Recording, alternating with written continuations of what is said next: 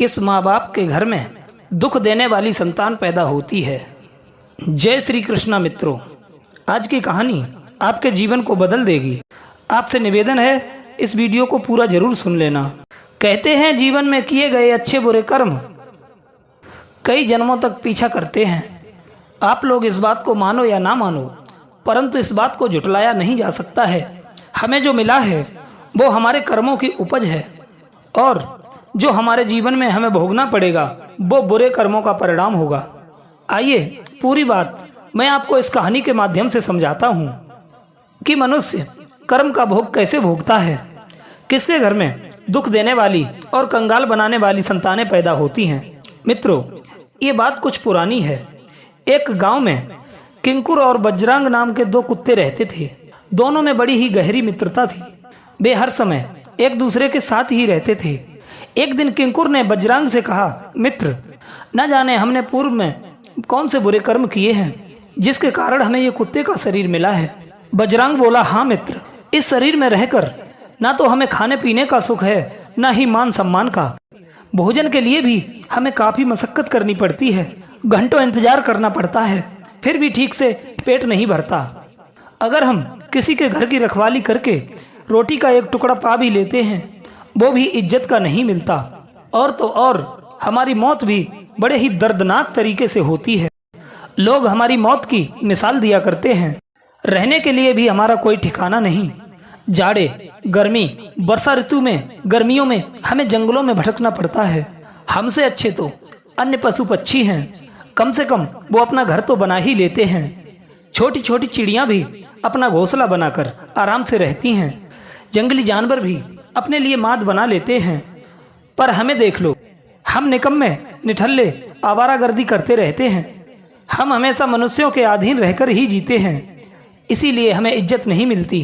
विद्वान लोगों ने पहले ही कहा है, पराए घर में रहना और दूसरे लोगों के भाग पर जीवन निर्वाह करना सबसे बड़ा दुखदाई होता है।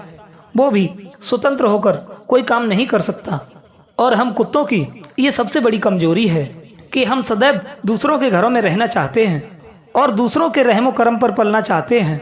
नतीजा ये होता है कि हमें जीने को भोजन तो मिल जाता है, चाहे वो बेइज्जत से ही मिले, मगर सम्मान नहीं मिलता। यदि हम आत्मनिर्भर होते तो हमारी समाज में मान प्रतिष्ठा होती।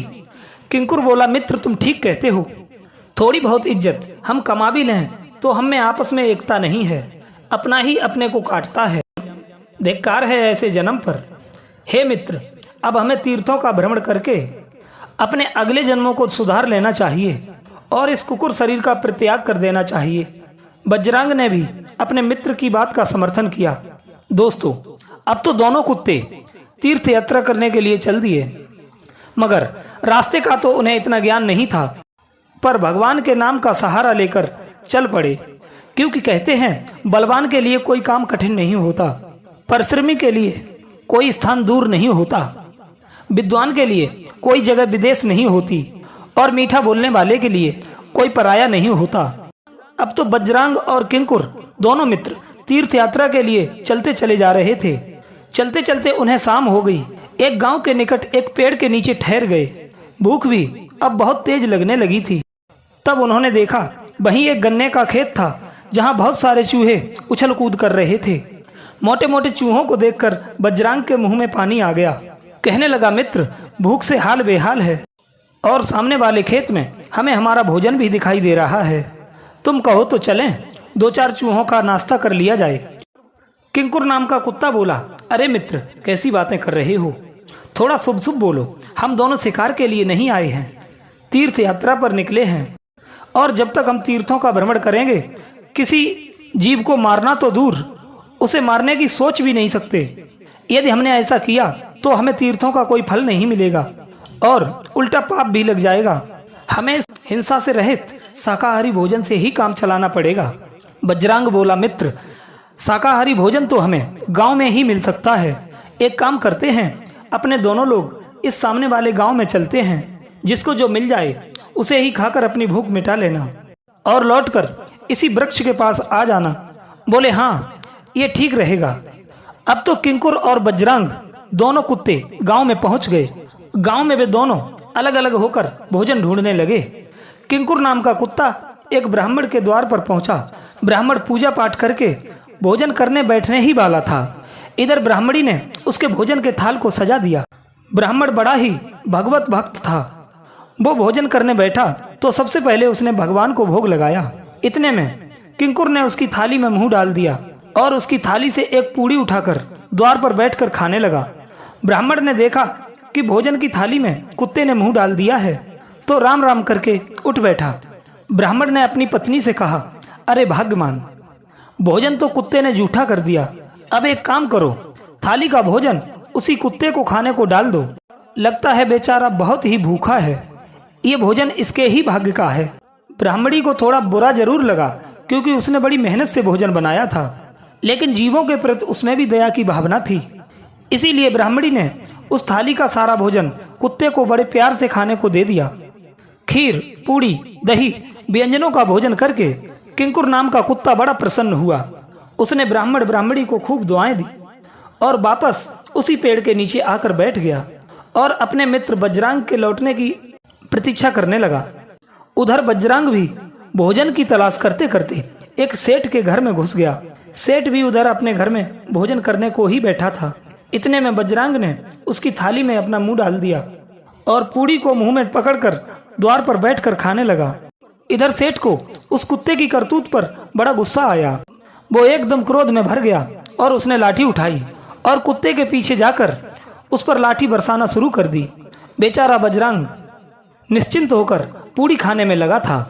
इधर जैसे ही सेठ की लाठी उसके ऊपर पड़ी, लाठी का बार इतना तेज था कि कुत्ता वहीं का वहीं बैठा रह गया। उसकी कमर टूट चुकी थी। वो गिंगियाता हुआ वहां से सरकता हुआ चलने लगा। उसने ये बात सपने में भी नहीं सोची थी कि एक पूड़ी खाने की उसे इतनी बड़ी कीमत चुकानी पड़ेगी। मनुष्य स्वार्थी होगा ये तो पता था, पर इतना निर्दयी भी होगा ये बजरंग नहीं जानता था। कमर टूट जाने के कारण अब उससे चला नहीं जा रहा था। उधर उसका मित्र किंकुर पेड़ के नीचे बैठकर उसके लौटने की प्रतीक्षा कर रहा था। सोचने लगा, काफी देर हो गई, अभी तक मेरा मित्र लौटकर नहीं आया है, कहीं वो किसी मुसीबत में तो नहीं फंस गया। यही सोचकर किंकुर बजरंग को तलाशने के लिए गांव की तरफ चल पड़ा। गांव के निकट पहुंचने पर उसे अपना मित्र बजरंग दिखाई दिया, जो खिसकता हुआ जैसे तैसे गांव से बाहर आया था। उसकी आंखों से आंसुओं की धार बह रही थी। वो अगले 2 पैरों से सरकता हुआ यहाँ तक पहुंचा था। किंकुर ने बजरंग की टूटी हुई कमर देखी तो बहुत दुखी हुआ। पूछने लगा, मित्र, तुम्हें इस दशा में किस पापी ने पहुंचाया है? तब बजरंग ने रोते रोते सेठ का निर्दयतापूर्ण व्यवहार अपने दोस्त को बता दिया। सेठ की दुष्टता को जानकर किंकुर का खून खौल गया, मगर वो कर भी क्या सकता था, वो एक अमोघ पशु जो ठहरा। बजरंग बोला, मित्र, मेरा जीना और ना जीना अब तो एक सा हो गया है। सेठ ने मेरी कमर तोड़कर मुझे तीर्थों का भ्रमण करने से भी वंचित कर दिया। अब इस टूटी कमर के साथ मैं और जीना नहीं चाहता। मुझे किसी तरह से तुम यहाँ से ले चलो, अब मैं अपने प्राण त्यागना चाहता हूँ। मित्रों, किंकुर जैसे तैसे बजरंग को लेकर वहां से आगे को गया और एक नदी में कूदकर उसने अपना शरीर का अंत कर दिया। किंकुर ने भी अपने मित्र के साथ अपने प्राण त्यागने का निश्चय किया। इस प्रकार वो दोनों कुत्ते नदी में कूदकर अपना शरीर त्याग देते हैं। तीर्थों का भाव लेकर वो दोनों निकले। इसीलिए भगवान ने उनके आगे पीछे के पापों को नष्ट कर दिया और उन्हें मनुष्य शरीर में भेजने का निश्चय किया। भगवान की प्रेरणा से किंकुर ने तो उसी ब्राह्मण के घर पुत्र रूप में जन्म ले लिया और बजरंग ने उसी सेठ के घर जाकर जन्म ले लिया। संयोग से दोनों के घर पहले से कोई संतान नहीं थी। काफी समय बाद सेठ के घर एक पुत्र ने जन्म लिया था। इस खुशी में सेठ ने बहुत बड़ा उत्सव मनाया और पूरे नगर की दावत की।